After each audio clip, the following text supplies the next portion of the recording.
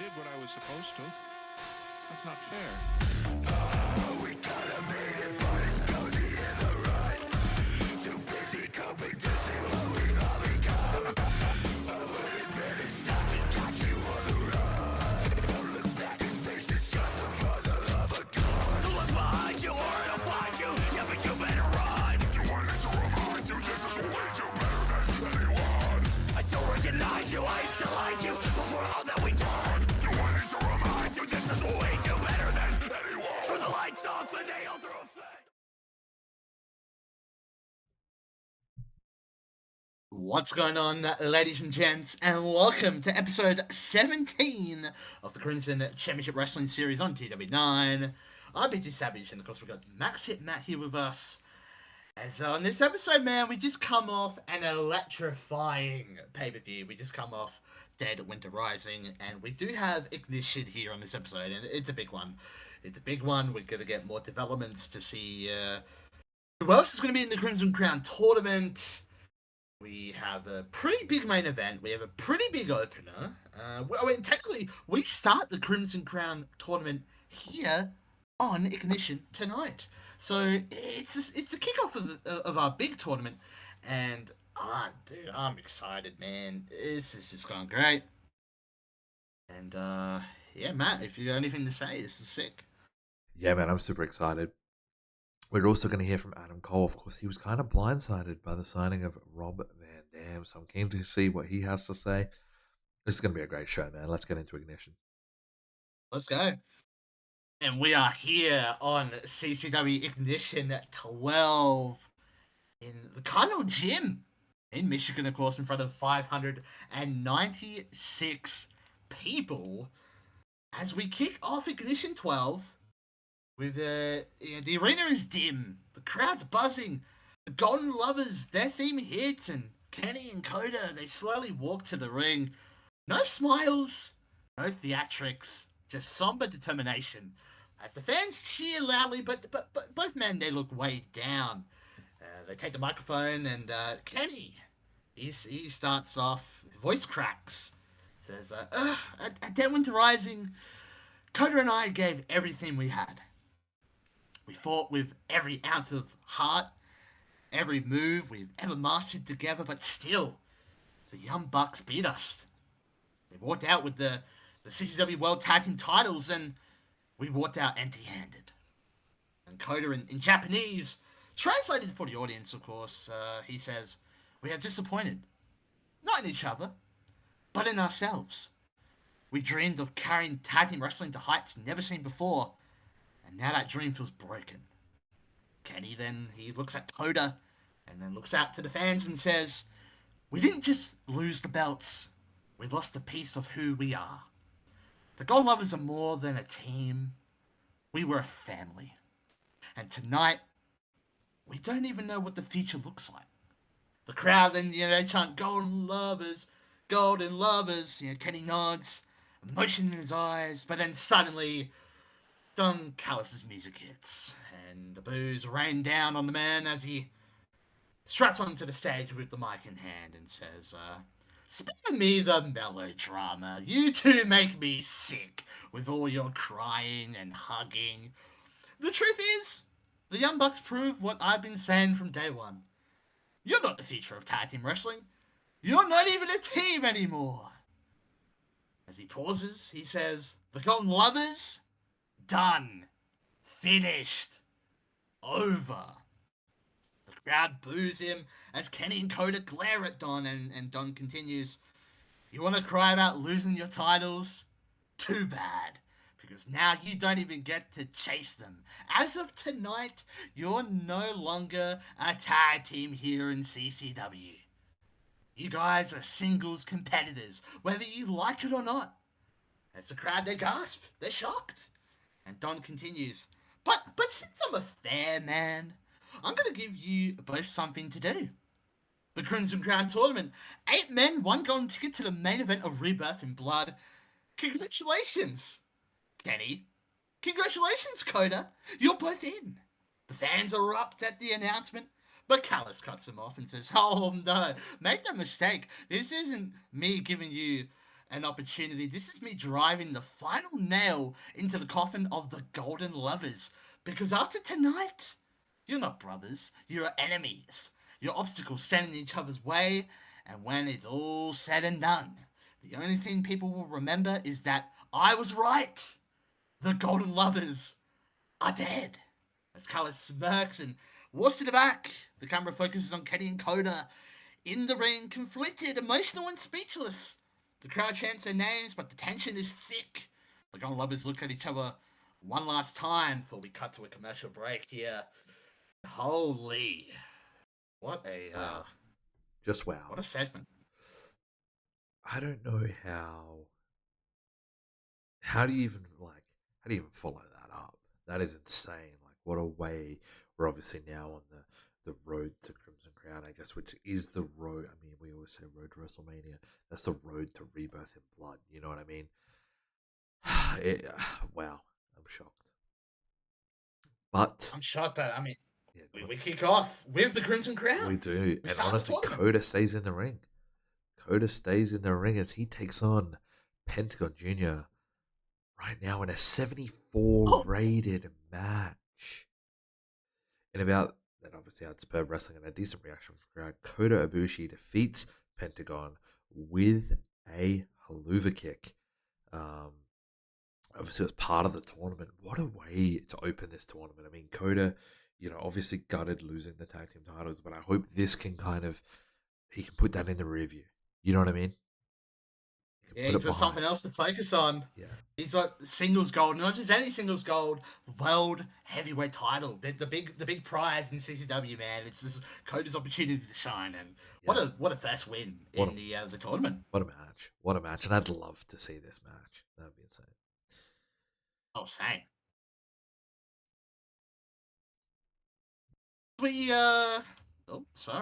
As we get Adam Cole, he comes out, he stands into the ring.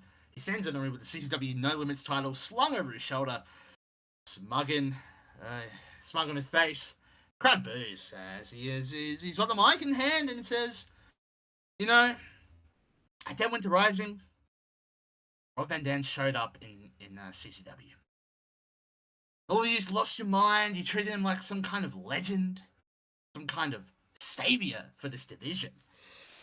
But let me tell you the truth, boys and girls. RVD is nothing but old, washed up, and a fraud.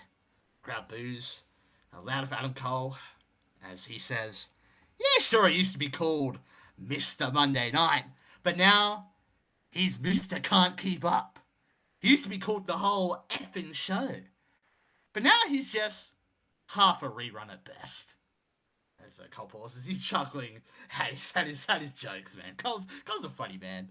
As he continues, and RVD, you love to brag about how high you can get, but let me remind you, being able to get high doesn't mean you can reach no limits.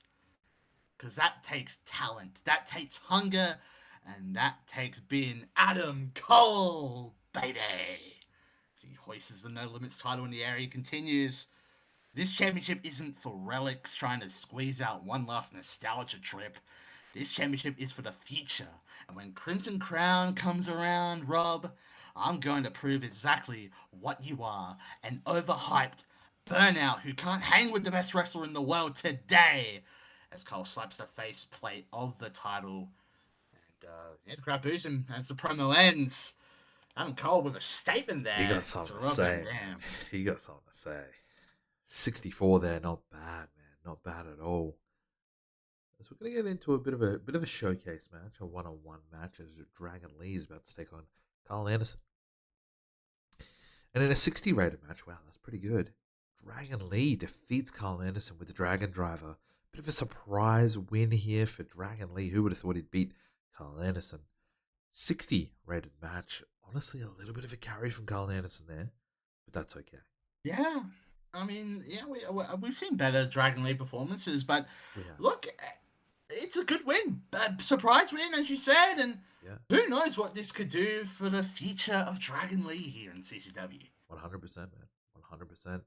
But we are now... We're We're blessed by the best, I guess. I don't know. I hate this. Robert Roode and Don Callis.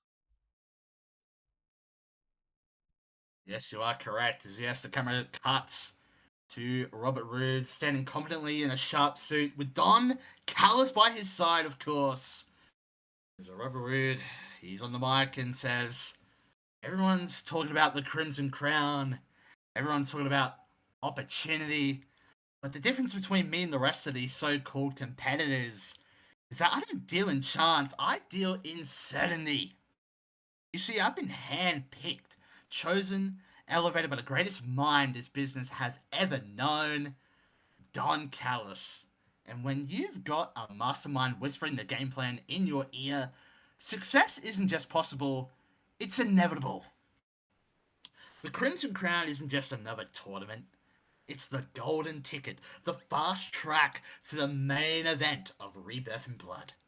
And mark my words, when the smoke clears, when every pretender has been eliminated one by one, the only man standing tall will be me. Because I am Robert Roode, and I am destined for greatness. And with Don Callis by my side, the Crimson Crown is not just within my grasp, it already belongs to me. So Don Callis smirks, patting Robert Roode on the shoulder, and the camera lingers on Roode's confident stare before we go to a commercial break here. Wow, Robert Roode. It's true. It is true. You can't deny it. I mean, look, Robert Roode is spinning facts, but is it a spoiler alert? Has Robert Roode basically already won the Crimson Crown before it's even begun? I mean, With Don Callis, it would not surprise me, especially any way for him to screw over the Golden Lovers. Let's be honest. Well, I don't even know if I can call them the Golden Lovers anymore, but you know what I'm saying. Yeah. No, I get you. 55 rated promo there. For sure. As we get back from commercial, we have women's action as Trinity, a new debuting Trinity, the Funkadactyl. No, that is gone. That is dead.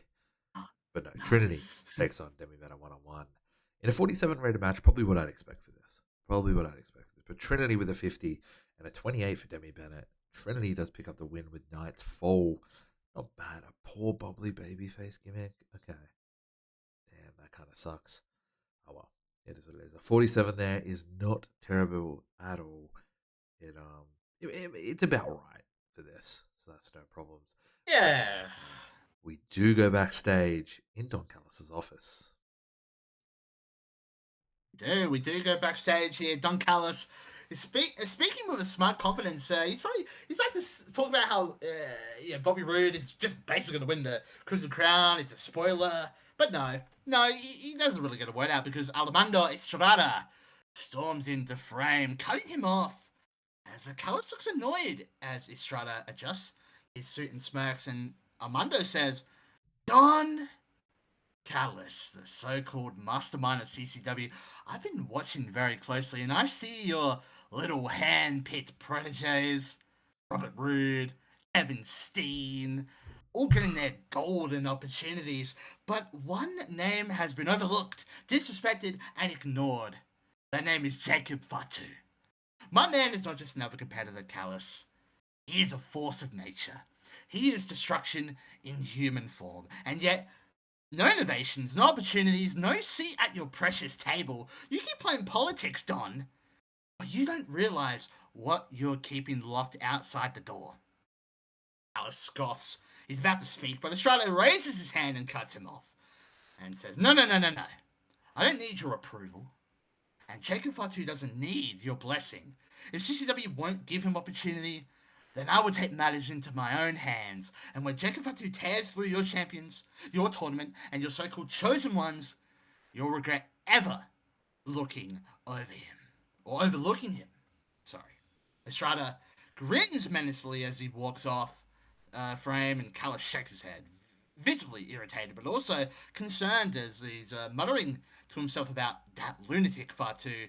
The camera lingers on Callis' uneasy expression before fading out there. Yeah, look, it's crazy. We have not really seen Fatu as much as of late. And I mean, he was in the Battle Armando, Royal, but he wasn't hyped, yeah. I think we all remember, the debut promos of Fatu. He was He's hyped as the future. He's going to dominate the roster, and Callis has been too busy chasing his own tail with his favorites, I think is the problem here. It's a 50 rated promo. Speaking of his favorites, it is time for Robert Roode to have his Crimson Crown match, and it is against none other than Mr. No Gravity himself, Ricochet. This is the real life superhero, Ricochet. They go 1-on-1 in our main event in a 77 rated match. Oh, that is very good. Robert Roode does pick up the win in just under 15 minutes with a payoff. 69 me Don for Robert Roode and a 71 for Ricochet. This is a good match, man. It's a really solid match. A good match. Happy to see it, man. And of course, once again, progressing through in the Crimson Crown. A good win there. We finish up the show on a 73. That's solid. That is very solid. We take that. We take that indeed. Finish up. As for the praise, I kind of want to give it to Coda. Yeah. And I mean, I think either Rude or Ricochet. I mean, Ricochet technically had a better performance than Rude, but no. Well, you know what? We haven't complimented Rude in a while. Let's do that. Yeah. Let's do that. So scene pleased and scene pleased. Financially, only 4K. Oh my. Let's go. That's huge. Let's go. Wait until that's plus 4K, guys. Just wait. I say that, but the next show we're going to lose so much or something. I don't know. That's actually huge. Popularity, we're up to a 30. That is big. That is huge. That is massive, guys. Speaking of massive, this has been a massive episode. Speaking of massive as well, this has been a huge, huge save for us. Speaking of huge saves, we are going to be bringing in another save, which is going to be streamed on Twitch and then uploaded as full VODs. I do want to announce it now because by the time this comes out, we might be heading around that save time. We will have Exodus Pro Wrestling, so I'm really excited for that to come as well. CCW will be going nowhere. This is our absolute baby. The Twitch save will be more when I've got spare time and want to do like a long form content, but CCW is going nowhere. Don't stress about that. BT, take it away, man. This has been a great episode. Yeah, good announcement there. Exodus Pro Wrestling. Stay tuned for that. If you like this video, hit the like button, of course. Comment down below your thoughts on the episode, your thoughts on the series, your thoughts on the Crimson Crown tournament, and who you think is going to win that bad boy and get the opportunity at the world title at Rebirth in Blood. Share this around with the TW community. Give it some love. And we appreciate you all watching this series, whether you're a first-time viewer or been watching it from the start. We appreciate you all. We love you all. And until next time, I'm BT Savage, and this is Max Hit Matt, and we'll see you in the next episode of Crimson Championship Wrestling.